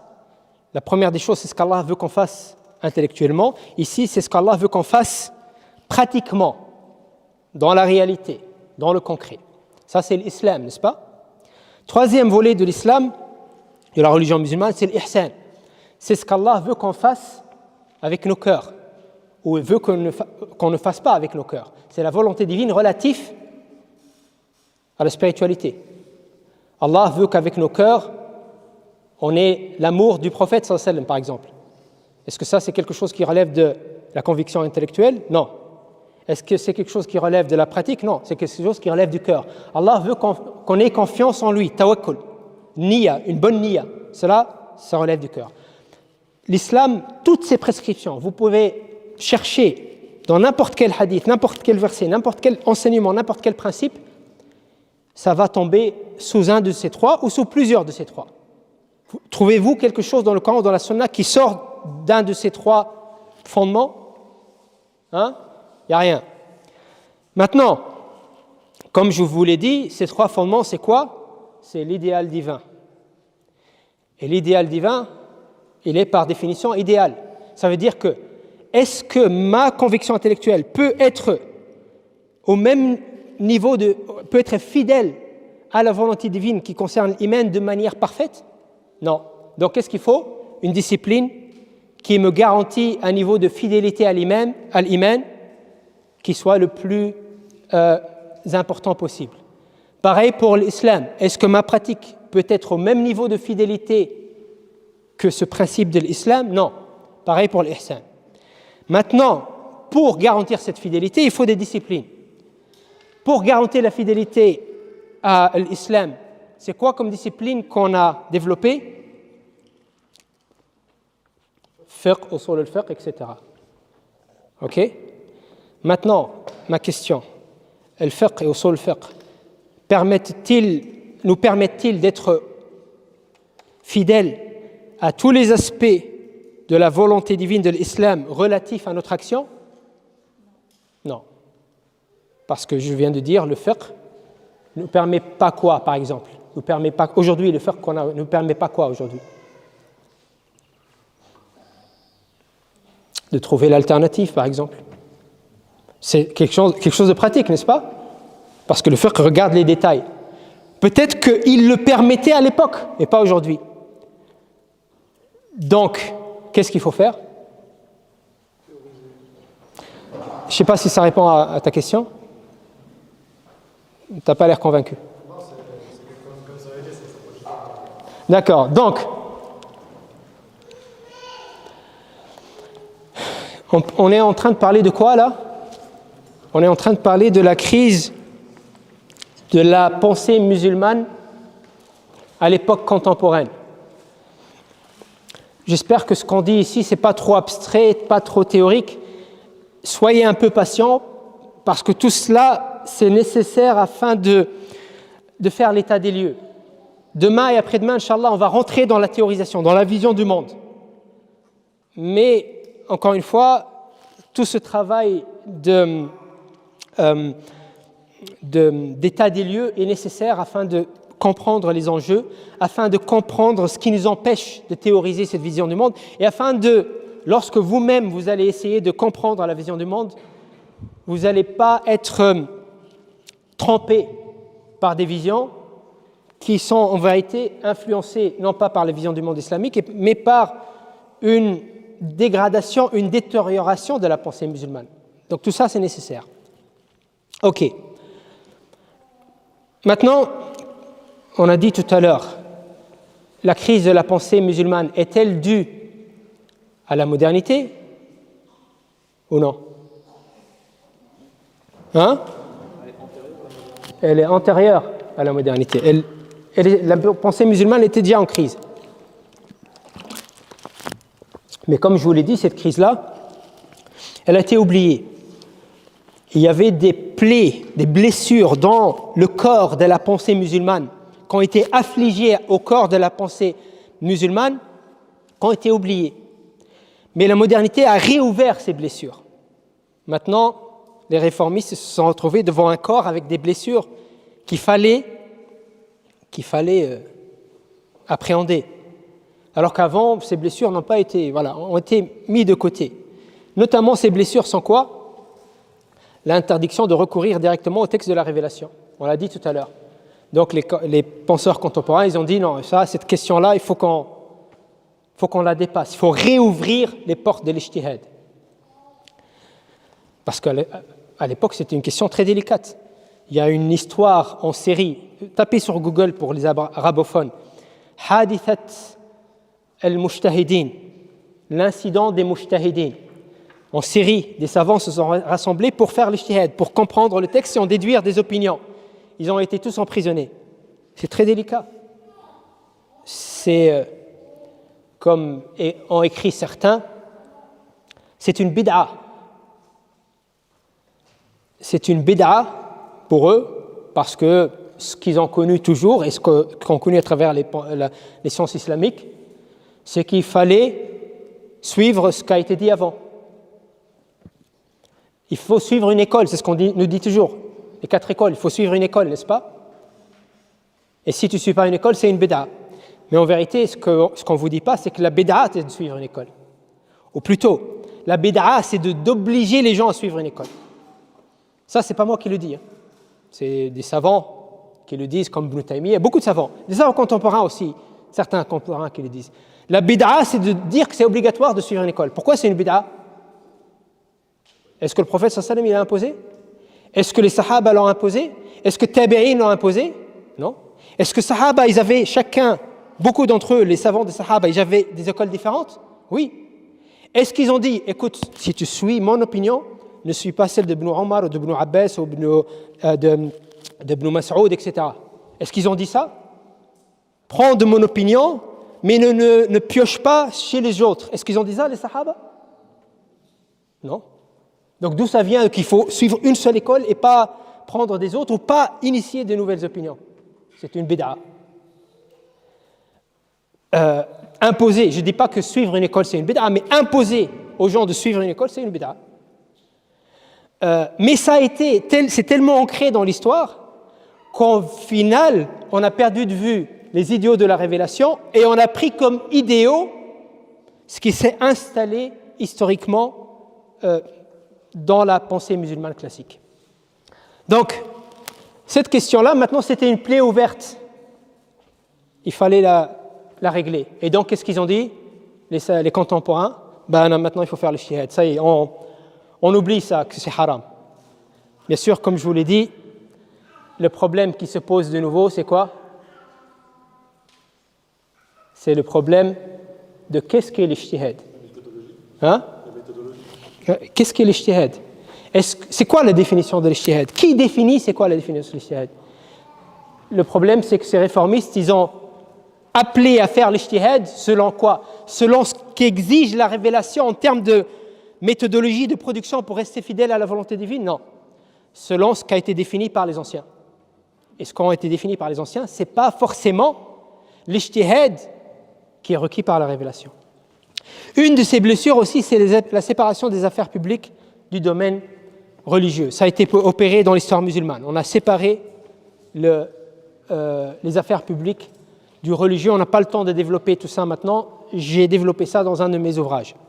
La réduction du champ d'intérêt des sciences islamiques à des questions partielles. Ça veut dire quoi ça? C'est ce qu'on a dit tout à l'heure. Les sciences islamiques ne s'intéressent pas. Quand je parle aujourd'hui à beaucoup de savants, ils me disent mais ça c'est pas l'islam ça. C'est pas la vocation de l'islam. Ça c'est de la philosophie ça. Donc la vocation de l'islam, les sciences islamiques, c'est le juz'iyat. Donne-moi une mas'ala, je vais te dire halal haram, mais ne parle pas de vision, d'alternative, de je sais pas quoi. La réduction de la préoccupation centrale de la religion aux seules affaires de l'au-delà. Ça, c'est une question épistémologique qui est infusée dans la pensée musulmane. Elle vient du ash'arisme. C'est-à-dire que, qu'est-ce qu'on dit? Ces savants-là, ils ont dit que la religion, elle n'est pas venue pour régler les problèmes de ce monde. La religion, sa vocation, c'est quoi? Le masalih, c'est l'au-delà. Donc quand on a une prescription islamique, sa maslaha, son intérêt, est-ce que c'est un intérêt mondain? Est-ce que cette prescription, elle est venue pour réaliser un intérêt dans ce monde d'ici-bas ou dans l'au-delà? Hein? Dans l'au-delà. La religion n'est pas venue pour réaliser des intérêts dans ce monde d'ici-bas. Ça, c'est certainement l'opinion majoritaire. Ibn Taymiyyah, il est venu réfuter cette question avec vigueur. Parce que ces savants-là, qu'est-ce qu'ils ont dit? Ils ont dit dans les prescriptions de l'islam, la plupart des prescriptions, et selon certains, toutes les prescriptions, ne visent aucun intérêt ici. Pourquoi on ne boit pas de l'alcool, ou pourquoi on fait ceci, ou pourquoi on fait cela? C'est pour aller au paradis. Est-ce que ça a un intérêt ici? Ça n'a aucun intérêt. Donc ils ont dit, ça c'est presque un consensus chez eux, la aqida, la foi, la vision du monde, tout ça, est-ce que c'est ici pour réaliser un intérêt dans ce monde? Non. Le seul intérêt, si tu as une foi correcte, pourquoi? Comme ça tu vas au paradis, c'est tout. La ibadat, salat, zakat, tout ça, est-ce que tu y tiens, tu es fidèle à cela pour réaliser ici un intérêt? Non. Comme ça, tu vas au paradis. OK? Et souvenez-vous, tout à l'heure, je vous ai posé la question. Pourquoi les ulama, lorsqu'il y a eu cette division, cette dichotomie entre éducation islamique et éducation profane, pourquoi ça ne leur posait pas problème? Parce que le prophète. La religion n'est pas là pour l'économie ou pour la société ou pour quoi que ce soit. La religion là est là pour que tu rentres au paradis. Donc, laisse le dunya pour eux et nous on a l'akhira. Il n'y a pas de souci. Il y a aussi de politiser les choses, en fait, de s'approprier le religieux. Mais c'est quoi le religieux déjà? C'est quoi la définition du religieux? Si on sort de la sphère du religieux, tous ces domaines-là, et on les laisse aux soins des sciences modernes, ça veut dire qu'on réduit la religion et on dit quelque part que la vision du monde islamique, comme l'ont dit ces savants, n'est là que pour rentrer au paradis. Tu y tiens, tu es fidèle pour rentrer au paradis. Mais ça n'a aucune articulation concrète dans la réalité. Ok, ça c'est quelque chose aussi, c'est une blessure qui existe et qui existe encore. C'est ce que vous allez lire dans les livres de Usul. Vous allez lire dans les livres de Usul que l'ibadat, que l'aqida, ça a un intérêt dans l'au-delà. Ibn Taymiyyah, ce qu'il dit, lui, c'est que tout ça, c'est du pipeau. Toutes les prescriptions de l'islam, sans aucune exception, ont un double intérêt. Ont un intérêt ici-bas et dans l'au-delà. Ça n'existe pas, dit-il, une prescription islamique qui n'a pas d'intérêt concret ici-bas. Personnellement, avec toute humilité, je vais plus loin. Je dis, en me basant sur certains savants, que toutes les prescriptions de l'islam, sans aucune exception, n'ont aucun intérêt dans l'au-delà. Leur intérêt est purement mondain. Purement mondain. Pourquoi? Par exemple, la salat, ça a un intérêt dans l'au-delà? Non, c'est purement mondain.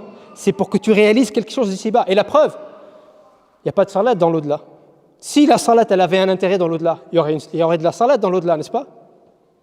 Mais il n'y a pas de salat dans l'au-delà parce que ça n'a pas d'intérêt dans l'au-delà. L'intérêt, il est ici. Et la récompense dans l'au-delà n'est pas l'intérêt de la prière, mais c'est la conséquence. C'est la récompense de la prière. Mais ce n'est pas l'objectif que vise la prière. C'est une conséquence, une récompense. Et il en va de même pour toutes les autres prescriptions. On en parlera peut-être plus tard. Vous pouvez ne pas être d'accord, il n'y a pas de souci. Mais on verra que lorsqu'on prend les choses de ce point de vue-là, du point de vue ontologique, on peut comprendre la chose de manière différente. Mais quoi qu'il en soit, cette question que la religion n'a aucun intérêt dans ce monde ici-bas, c'est une question biaisée, bâtie sur une vision du monde qui n'est pas islamique, et c'est pour ça que Ibn Taymiyyah l'a contesté, et ça a représenté une blessure dans le corps de la pensée musulmane qui est aujourd'hui encore d'actualité et qui nous a fait rentrer dans le trou du lézard. C'est une des raisons pourquoi on est rentré dans le trou du lézard. Ok ? La dichotomie entre raison et révélation. Chez certains contemporains qui reprennent des formules de certains sharia, quand ils crient en soul, quand on parle de Jalb al-Masalih wa Daf al-Mafasid, on entend de leurs propos qu'il s'agit de Masalih Dunyawiya et de Mafasid Dunyawiya. Est-ce que c'est de leur part une ignorance? Non. Quand on étudie avec les flous, ils ne font pas référence à ça, ils ne font pas référence à cette dichotomie. Il faut aller chercher plus loin pour trouver ça. Ouais. J'ai terminé la question. Qu'est-ce que tu en penses, toi? J'ai juste 5 minutes et ensuite c'est que questions-réponses. Est-ce que je peux répondre à ça plus tard?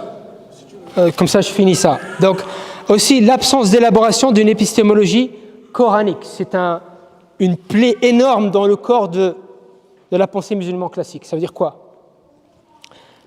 Ici, j'ai besoin un peu de temps pour élaborer, mais je ne vais pas le faire. Mais, qu'est-ce qui s'est passé? J'ai dit, mes nutshell, je n'arrive pas à les contenir. L'islam, comme j'ai dit, c'est une révélation, c'est un texte coranique et ce texte a plusieurs dimensions. Il y a une dimension textuelle, une dimension discursive, c'est le discours même, mais il a une dimension aussi, comme je vous l'ai dit, une vision, un rationnel, un système de pensée, un système qui nous permet d'aller au-delà de ce qui est dit textuellement et de générer une connaissance coranique au-delà de la lettre du Coran. Système épistémologique, système rationnel, n'est-ce pas?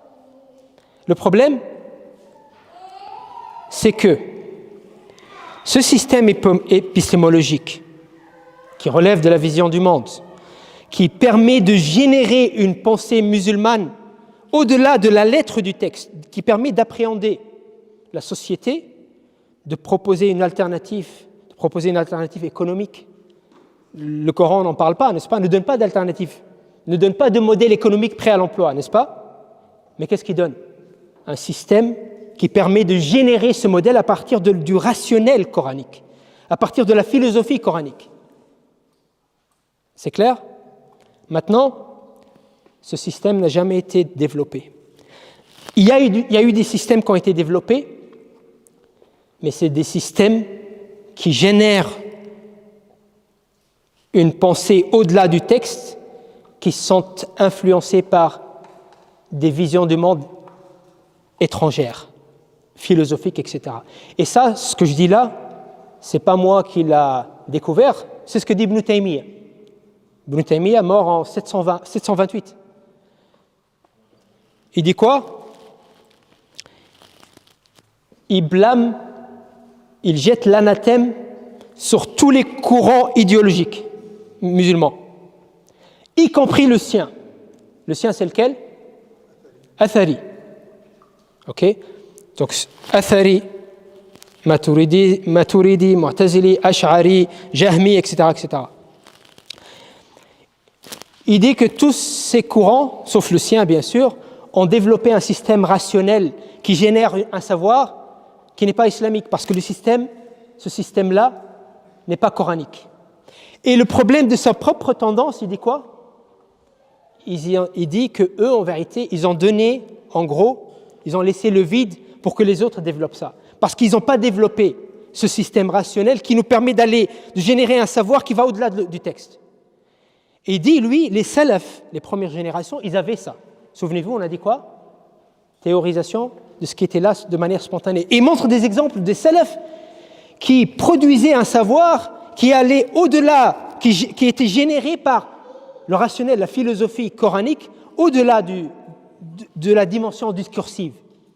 Par exemple, il a donné l'exemple de Ahmed ibn Hanbal. Ahmed ibn Hanbal, vous le connaissez, un des 4 imams, où il allait parler, lorsqu'il allait parler d'ablution, il allait au-delà de ce que disent les textes de manière explicite, formelle, pour déduire la rationalité, la philosophie des textes. Et il dit que cela relève de la nature humaine. Pourquoi faisons-nous nos ablutions? Est-ce que faire ces ablutions, c'est bien parce qu'Allah il l'a dit? Ou est-ce que Allah il l'a dit parce que c'est bien? Donc il dit, Ahmed ibn Hanbal, il dit ça. C'est quoi la réponse d'Ahmed ibn Hanbal à votre avis? Première ou deuxième réponse? Est-ce que c'est bien parce qu'Allah il a dit ou est-ce qu'Allah il a dit parce que c'est bien? Question épistémologique. Hein? Allah il a dit parce que c'est bien? Est-ce que l'humain est créé à l'image d'Allah? Répondez. Oui, bien sûr, le prophète sallallahu alayhi wa sallam il dit. Pourquoi vous avez honte de le dire? Moi je sais pourquoi vous avez honte de le dire. On y reviendra plus tard. Le prophète sallallahu alayhi wa sallam l'a dit. Bukhari, Allah khalaqa Adama ala suratihi. Et Allah c'est quoi? Un de ses noms c'est quoi? Al-Quddus, ça veut dire quoi? Le pur. Et donc l'humain il aspire à la pureté. Et lorsqu'il fait ses ablutions, il est en phase avec ses aspirations. Il assouvit une partie de ses aspirations. Bref, Ibn Taymiyyah a développé sur ça, sur comment Ahmed ibn Hanbal a développé cette question au-delà du texte, en partant de la philosophie générale de la nature humaine, de la pureté, de la nature divine, etc. Mais le problème, c'est quoi? C'est un problème, c'est le problème en vérité qu'on aborde aujourd'hui. L'absence d'élaboration de vision du monde, d'un système rationnel qui nous permette de générer, de raisonner, d'avoir une rationalité islamique qui relève du Coran. Et en vérité, ça revient à d'autres questions. Pourquoi? Parce que on a profité de ton absence pour... Je propose encore peut-être 5 minutes pour clôturer. Ok, je vais... Le temps peut-être pour les échanges. Je sais qu'il y a pas mal de personnes qui ont des questions et c'est dommage de ne pas interagir parce que moi, à chaque fois que je commence un échange, je suis frustré. Parce que derrière, ça donne des choses intéressantes et je pense que c'est bien d'écouter. Donc, juste pour terminer avec ça, je termine et d'ailleurs, c'est le dernier slide avant la prochaine intervention. C'est le dernier slide. Alhamdoulilah, on est dans les temps. Donc, qu'est-ce qui s'est passé? Tout ce que je vous dis là, ça relève de la crise de la pensée musulmane contemporaine, ou en tout cas, la modernité a exacerbé des crises qui étaient déjà présentes dans la pensée musulmane. Elle les a exacerbées et mis à nu. Ok? Mais le problème, c'est que les révificateurs, comme j'ai dit, ont essayé d'appréhender cette réalité, de remplir ce gouffre avec du rafistolage. C'est-à-dire qu'au lieu de traiter ces questions, ces problématiques qui existent dans notre pensée, ok? Au lieu de penser l'islam selon ce que requiert la révélation en termes d'articulation concrète afin d'être fidèle à notre réalité, etc., la vision du monde n'a pas du tout été prise en considération. La question de la vision du monde, les questions épistémologiques n'ont pas été du tout prises en considération et directement on est parti à des questions concrètes, halal, haram, question de finance, riba, qu'est-ce qu'on fait, question de des questions qui relèvent de ce que produit la réalité en termes de détails afin de avoir, comme j'ai dit, cette bulle d'air dans ces espaces de haram. Mais le problème, c'est que cette bulle d'air a été considérée comme l'alternative islamique. Et donc, le rafistolage, je vous l'ai décrit tout à l'heure, c'est lorsque dans le trou du lézard, on essaie de décorer un peu les murs, de mettre un peu de maquillage, de faire des labels islamiques sans questionner l'espace dans lequel on se trouve, sans chercher l'alternative. Et de ce fait, eh bien, il y a un nombre de réformistes contemporains qui ont fait ce constat. Tout ce que je dis là, ce n'est pas nouveau. Il y a un nombre de réformistes contemporains qui ont fait plus ou moins ce constat et ils ont dit, Ismail Farouqi, Abdelhamid Abou Suleiman, Sayyid Qutb, plus ou moins, on en parlera plus tard, mais on va donner un nombre de noms ultérieurement, Inch'Allah. Malik bin Nabi, et vous allez remarquer que la plupart de ces gens-là ne viennent pas c'est pas du shuyukh à proprement parler, ne viennent pas du domaine des sciences islamiques. Parce que la plupart de ceux qui viennent du domaine des sciences islamiques, pour eux, tout ça, c'est pas la vocation de l'islam. Pourquoi? Parce qu'ils ont ce moule qui en a hérité. L'islam, c'est halal haram. Donc on voit que ces gens-là qui ont fait ce constat, c'est des gens souvent qui viennent des sciences humaines, des sciences sociales. Ok, ils ont dit quoi? Ils ont dit faut arrêter le rafistolage. Il faut attaquer quoi? La vision du monde, le cadre général, la méthodologie générale. Et on voit ici que la question des maqasid de sharia, elle vient dans ce contexte-là. Ibn Ashur, c'est un des grands noms dans ce sens. Ibn Ashur, vous connaissez Ibn Ashur? Un des rares qui vient des domaines des sciences islamiques. Il y a des raisons historiques pour cela. Il dit quoi? Il dit qu'il faut arrêter avec ce rafistolage. En gros, c'est ce qu'il dit. C'est mes mots, mais c'est ce qu'il dit en substance. Et il dit, usul al-fiqh, il faut le laisser de côté. Il ne faut pas le jeter à la poubelle, c'est bien. Mais c'est bien pour le halal haram. Mais ça va pas régler le problème. Il faut venir avec quelque chose d'autre qui va régler le problème, qui va s'attaquer aux grandes questions, aux questions des modèles, aux questions des paradigmes. Et lui, il propose comme alternative maqasid al-sharia. En tout cas, dans ce qui va venir, on va aborder ce courant-là qui on avait assez avec ce rafistolage, d'ailleurs qui existe encore aujourd'hui, comme je vous l'ai dit tout à l'heure, les majam' al-fiqhiyya qui viennent pour appréhender la nouvelle réalité, c'est du rafistolage. Encore une fois, je ne dis pas qu'ils perdent leur temps, non, c'est bien, pour respirer cette bulle d'air dans l'espace de haram. Moi, j'ai mon compte sur une banque islamique, mais c'est du rafistolage.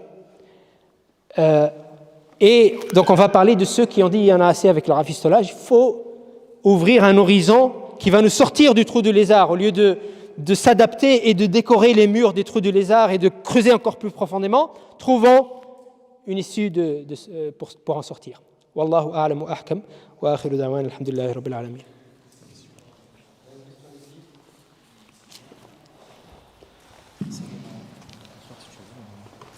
Moi, je préfère rester debout.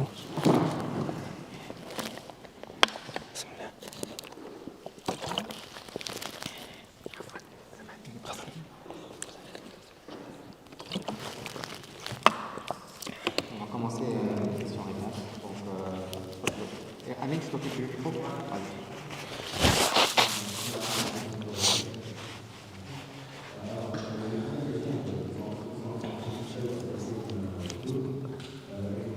C'est pas très clair, ça résonne beaucoup. Est-ce que tu peux parler un peu plus fort? Ça résonne. Là, c'est clair. Alors, je vais commencer en invoquant. D'abord, en savoir qui nous permettent de continuer l'ensemble de nos conférences. Et merci à Nabaoui pour l'organisation. Ma question est concerne ce que vous avez abordé comme un néo-familial. Lorsque vous dites que la mesure a été, lorsque aujourd'hui on a les moyens techniques pour dénaturer l'environnement, il y a un livre de John Fullman qui s'appelle La fin des choses, dans lequel il dit nous n'habitons plus la terre et le ciel, nous habitons Google et le cloud, et le monde devient de plus en plus insaisissable. Ma question, elle est est-ce qu'on peut implémenter une vision du monde islamique, on a parlé de Coran, est-ce qu'on peut implémenter une pensée théorisée la vision du monde islamique dans un monde qui est plus celui de Dieu? Alors c'est un peu critique comme ça, c'est dans un monde qui est plus du tout en interaction avec la réalité. C'est la question de l'islamisation. Faut-il islamiser la modernité ou moderniser l'islam?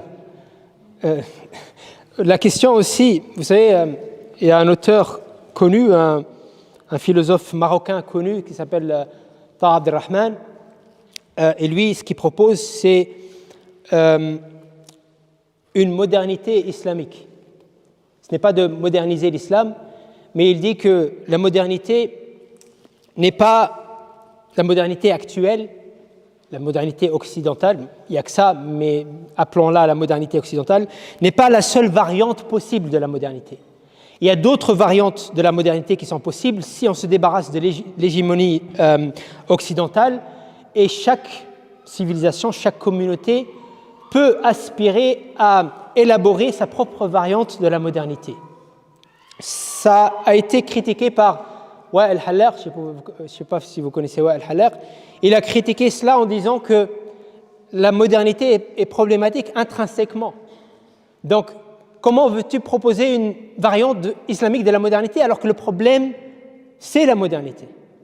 Avec tout ce que comprend ce terme comme sens et comme implication.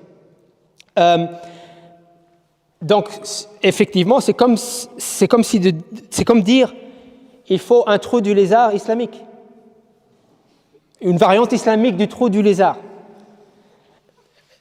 Et donc, effectivement, ça pose problème. Cette question-là, elle pose problème.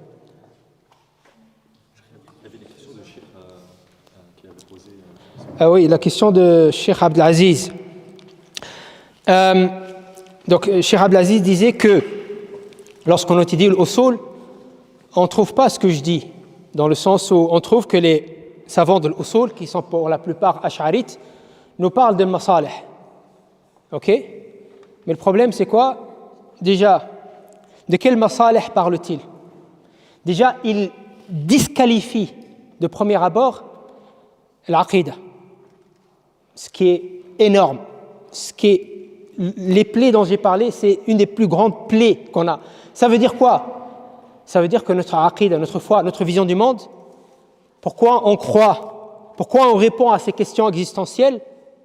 Si on a la bonne réponse, on rentre au paradis. C'est tout. Il n'y a aucune incidence, aucune conséquence sur la réalité. En gros, c'est ça qu'ils disent. Parce que l'intérêt de l'aqidah, elle est purement dans l'au-delà. Aucun intérêt dans le monde ici-bas. Aussi, dit-il, les ash'arites, que lorsqu'ils parlent de l'masalih, l'ibadat al-mahdha, ils incluent dans l'ibadat al-mahdha les éléments de la religion qui relèvent de l'adoration pure. L'adoration pure, c'est quoi? Tu les fais juste pour adorer.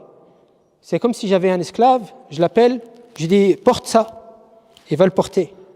Y a-t-il un intérêt à ce qu'il vient de faire? Non, c'est juste moi qui teste mon esclave pour voir si c'est un bon esclave. C'est pareil pour Allah. Pourquoi nous demande-t-il de prier, de faire ce qu'on fait? Pour voir si on est des bons esclaves. Et au final, on va au paradis. Est-ce que ça a un intérêt ce qu'on fait? Non. C'est ce qu'ils disent. Sur les ibadat, sur l'aqidah. Et après, ils réduisent le champ de ce qui a une maslaha à certaines choses minime. Okay? Donc ils excluent déjà de ce champ tout un pan de la religion. Et même ces choses qu'ils incluent dans le maslaha, ils disent oui, c'est un maslaha. Mais ils disent quoi? Ils disent que leur maslaha, ce n'est pas le but. Et ce n'est pas. D'ailleurs, c'est contingent, c'est-à-dire c'est accidentel, c'est secondaire. C'est-à-dire, Allah nous a-t-il demandé de prier parce que la prière a un intérêt dans ce bas monde? Les Ash'arites, ils disent non. L'intérêt de la prière, c'est l'au-delà. C'est Allah nous teste pour voir si on est de bons serviteurs. Maintenant, serait-il intellectuellement possible qu'Allah nous demande, qu'Allah nous ait demandé de se prosterner 5 fois par jour devant Iblis? Est-ce qu'Allah aurait pu nous demander ça, de la même manière qu'il nous a demandé de se prosterner ou de prier 5 fois pour lui par jour? Selon les Ash'arites? Bien sûr que si. Bien sûr que si, c'est ce qu'ils disent explicitement. Il n'y a aucune différence. Non, mais est-ce que c'est du shirk parce qu'Allah il a dit que c'est du shirk, ou est-ce que c'est Allah l'a interdit parce que c'est du shirk? C'est du shirk en fait, en soi. Non, mais moi je te parle du raisonnement ash'arite. Est-ce que se prosterner devant Iblis, c'est du shirk parce qu'Allah il a dit que c'est du shirk, ou est-ce qu'Allah l'a interdit parce que c'est du shirk? Non, c'est du shirk parce qu'Allah a dit que c'est du shirk. Mais si Allah aurait dit de le faire, ça aurait été du shirk? Non. Ça, c'est ce qu'ils disent explicitement. OK? Donc, Ce que je disais, c'est qu'Allah lui dise de le faire, c'est une impossibilité rationnelle. non, pour les Ash'arites, c'est possible. Pourquoi? Parce qu'il n'y a aucun intérêt. Il n'y a aucune logique. On le verra plus tard. Il n'y a aucune. Pourquoi Allah nous a dit de prier? Vous savez, je vous ai dit, c'est une vision du monde influencée par des visions du monde étrangères, notamment helléniques, grecques. Qu'est-ce que disent les Grecs? Les dieux agissent-ils pour une raison dans l'univers ou sans raison? Si on dit qu'ils agissent dans l'univers pour une raison, pour une sagesse, ce n'est pas des dieux. Pourquoi? Parce qu'il y a un pouvoir au-dessus. Ils sont contraints de faire parce que la logique ou bien la sagesse les contraint d'agir. Donc ce n'est pas des dieux, c'est ce que disent. Donc, conclusion, il n'y a rien d'objectivement bien ou mal. C'est ce que disent les Grecs. Et ça vient, les Ash'arites, ils ont été influencés par cette idée-là. Mais ça veut dire que Ash'aira, ils rejettent dans le Coran, quand on dit que la prière, tanha anil fahsha wal munkar. Je vais vous dire la réponse. Shatibi répond à ça. Les Ash'arites, ils connaissent le Coran. C'est un intérêt, ça. Ils connaissent le Coran. Les Ash'arites, c'est des savants. Shatibi, il développe. Voilà, aucun intérêt, etc. Après, il dit wa in qil. Et si on dit, oui, mais Allah il dit inna salata tanha anil fahsha'i wal munkar. Et le prophète sallallahu alayhi wa sallam il dit arihna biha ya Bilal. Comment répondre à ça, dit Shatibi? Il dit oui, ok, mais ça, premièrement, c'est pas l'objectif. Et ça, c'est accidentel. Et c'est un plus qu'Allah il te donne. Et ce n'est pas la raison pourquoi Allah il a imposé la prière. Donc Allah il t'a donné un plus, tu l'as fait, tu as un banc, celui-là il est venu, il a posé, il a levé cet objet, parce que je lui ai dit. Est-ce que je lui ai demandé pour une raison? Non. Mais après, voilà, je lui ai donné des M&M's pour le récompenser. Voilà, c'est un plus. Mais peut-être que la deuxième fois, quand il va venir, je vais rien lui donner. Donc c'est quelque chose qui n'est pas l'objectif, qui n'a pas la raison pour laquelle Allah nous a demandé de le faire, et qui n'est pas lié à ses actions de manière systématique. On sépare bien l'objectif de l'intérêt, parce que des fois, vous utilisez l'intérêt, des fois l'objectif. On peut très bien dire que Les deux sont liés. l'objectif, c'est L'intérêt, c'est un objectif. On peut dire qu'il y a un intérêt, parce que à l'inverse, vous avez dit qu'il n'y a pas d'intérêt dans l'au-delà, mais pourtant il y a un objectif dans l'au-delà, ça veut dire que... Non, il y a une conséquence, et il y a une rétribution. Maintenant, je parle du point de vue ash'arite. Voilà la réponse des ash'arites. C'est-à-dire que oui, des fois, ça peut exister. Mais ce n'est pas l'objectif, ce n'est pas l'intérêt, et c'est l'intérêt, mais c'est un intérêt qui est secondaire et qui n'est pas voulu et qui n'est pas lié de manière systématique à ces prescriptions-là. Et donc, c'est thanawi, ok? Et on va en parler plus tard. Là, ça reste exceptionnel. Là, on parle de Shatibi qui, lui, va articuler beaucoup de textes, contrairement à des justifications dans Ilm al-Kalam, on va trouvé très très peu de textes. Donc c'est une articulation très très rationnelle de cette idée de Tahsin al-Taqrir. Là, en l'occurrence, c'est le Muwafaqat. Donc là, effectivement, il va mobiliser le texte et il va essayer d'expliquer. Ce qu'on ne trouve pas dans d'autres textes ash'ari sur cette question-là. Ils ne vont pas aller jusqu'à là. Non, non, ils vont le dire clairement. Est-ce que c'est possible qu'Allah nous impose le shirk, nous impose de se prosterner devant Iblis? Il le dit dans les textes de... On parle de l'hypothèse de, admettons qu'il y a une maslaha de serait accidentelle. Ouais. Ça, je ne l'ai pas vu ailleurs. Oui, il y a dans d'autres ouvrages, mais dans tous les cas, c'est ce qu'ils disent. Parce que leur thèse principale, c'est que ces choses-là n'ont pas de maslaha. Et Shatibi, il répond à une objection potentielle, mais eux, ça ne veut pas dire que les autres n'ont pas le même état d'esprit.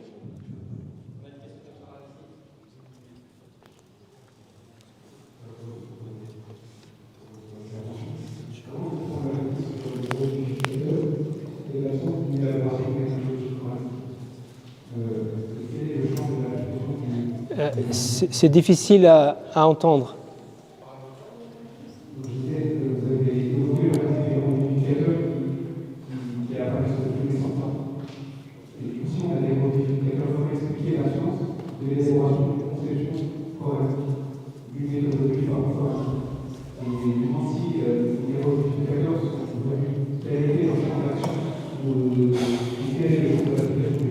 Dans toutes les générations, il y a eu des gens qui sont venus réformer.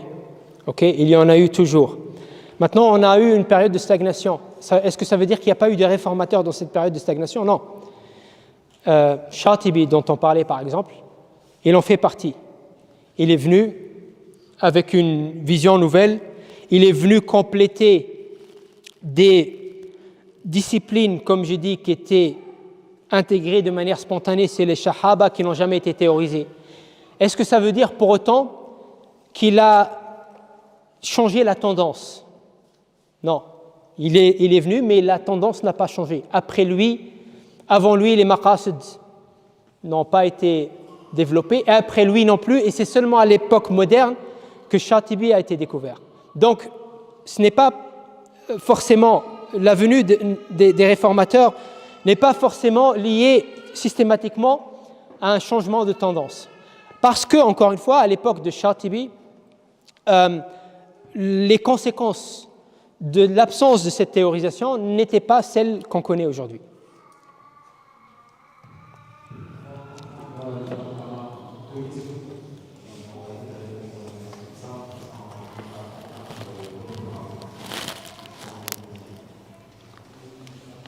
Chapitre dédié aux vocations du Coran et ou bien aux objectifs du Coran. Mais un des objectifs primaires du Coran, c'est quoi? Le hidayah.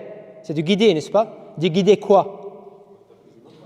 Est-ce qu'il a pour vocation de guider la manière dont on organise nos sociétés, notre économie, nos savoirs, notre éducation, notre manière d'aborder notre environnement, etc.? Oui ou non? Est-ce qu'aujourd'hui, il guide toutes ces actions, tous ces champs-là? Non. Voilà, donc c'est... Le Coran, lui, il est opérationnel, mais c'est les musulmans qui sont inopérationnels.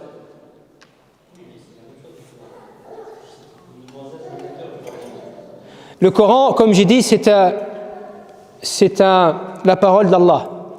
Elle est abstraite, parfaite, infaillible, et il faut comment dire? Hein? Le rendre opérationnel. Et pour le rendre opérationnel, il faut un ijtihad. Il faut l'effort humain. Et donc le Coran, il n'est pas venu pour tabarruk, comme on dit. Il est venu pour guider. مثل الذين حملوا التوراة ثم لم يحملوها كمثل الحمار تحمل أسفار. Ok? Donc, le Coran nous prévient à plusieurs reprises. وقال الرسول إن قوم اتخذوا هذا القرآن مهجورا. Ça veut dire quoi? Hajrul Qur'an. Vous avez entendu parler de cette notion? Hajara. Ça vient de quel mot? On a quel mot dans hajara? Hijra. Et le vrai muhajir, selon le prophète sallallahu alayhi wa sallam, est-ce que c'est un muhajir qui immigre de manière physique, matérielle? Donc, le Coran nous parle de hajrul Qur'an, le fait de s'éloigner du Coran. Lorsque le Coran est inopérationnel dans la réalité humaine, c'est une des manifestations les plus accentuées de hajrul Qur'an. L'esprit du texte, la finalité du texte et la lettre du texte, c'est ça? Pas forcément la lettre, mais La fidélité. Ouais. le fait que la spontanée, des fois, il nous demande des choses, voilà, cette soumission-là nous demande des choses. Ah, donc Allah nous demande de faire des choses sans chercher les objectifs ou sans désirer un intérêt quelconque, c'est ça? Peut-être que l'intérêt, c'est l'obéissance en tant que telle, la soumission. Donc la soumission en tant que telle. Ou alors qu'il ne nous ait pas connu cet intérêt. Ok. Donc, est-ce que ça existe, la soumission, l'intérêt en tant que soumission en tant que tel? Donc la soumission sans aucun intérêt, que ça peut exister? Donnez-moi un exemple. Hein? Donc ça n'avait aucun intérêt? Il y a un intérêt, mais il n'est pas connu. Il est connu. En fait, l'intérêt, c'est la soumission en Et la soumission, c'est quoi son intérêt à la soumission? le fait que après, Est-ce que ça existe, la soumission pour la soumission? La soumission, son intérêt, c'est quoi? L'humain, déjà dans sa fitra, il aspire à Dieu. Il s'aspire à se rendre à Dieu. Donc, lorsqu'il se rend à Dieu, réalise-t-il un intérêt dans la satisfaction de ses aspirations profondes? Voilà l'intérêt. Ce n'est pas la soumission en soi. Et Allah subhanahu wa ta'ala dit dans le Coran, وَمَا تَفْعَلُوا مِنْ خَيْرٍ فَلِأَنفُسِكُمْ. Ça existe un khayr que tu ne fais pas pour toi-même, pour ton propre intérêt? Ça existe? Selon le Coran, non. وَمَا تَفْعَلُوا مِنْ خَيْرٍ فَلِأَنفُسِكُمْ. Tout le bien que tu peux faire, ce n'est pas pour te rendre à Dieu sans aucun intérêt, c'est pour toi. Ça, c'est une question dont il faut débarrasser les esprits parce que c'est une question qui n'est pas islamique. Le fait de juste se soumettre à Dieu, juste pour se soumettre, ça n'existe pas. Il y a toujours un intérêt. donc là, c'est un intérêt qui est immatériel. Ça veut dire que quand on parle d'une ibadah qui est mahda, est-ce que ça veut dire qu'on la retire de tout intérêt ou seulement on la retire de Selon l'esprit ash'arite, la ibada, non. C'est pour la ibada et pour aller dans l'au-delà. Et ils catégorisent, ils disent la meilleure des adorations, c'est d'adorer Dieu juste pour adorer. Et après vient adorer Dieu pour la récompense de l'au-delà. Mais adorer Dieu pour un intérêt ici-bas, pour eux, ça n'existe pas. Tu vois, donc, ça, encore une fois, c'est influencé par leur paradigme, par leur vision du monde qui n'est pas totalement islamique. Mais du point de vue islamique, ça n'existe pas quelque chose que tu fais, une adoration que tu accomplis, ou une prescription islamique à laquelle que tu es fidèle, qui n'a pas d'intérêt mondain, ça n'existe pas. Donc, un des intérêts, c'est encore une fois de s'assouvir. C'est ce que j'ai dit tout à l'heure. Ahmed ibn Hanbal, lorsqu'il a dit les ablutions, c'est quoi l'intérêt? C'est une réponse à une aspiration fitri. Encore une fois, c'est la règle coranique. Ça n'existe pas un intérêt qui ne te revient pas, dont le bénéfice ne te revient pas, ça n'existe pas.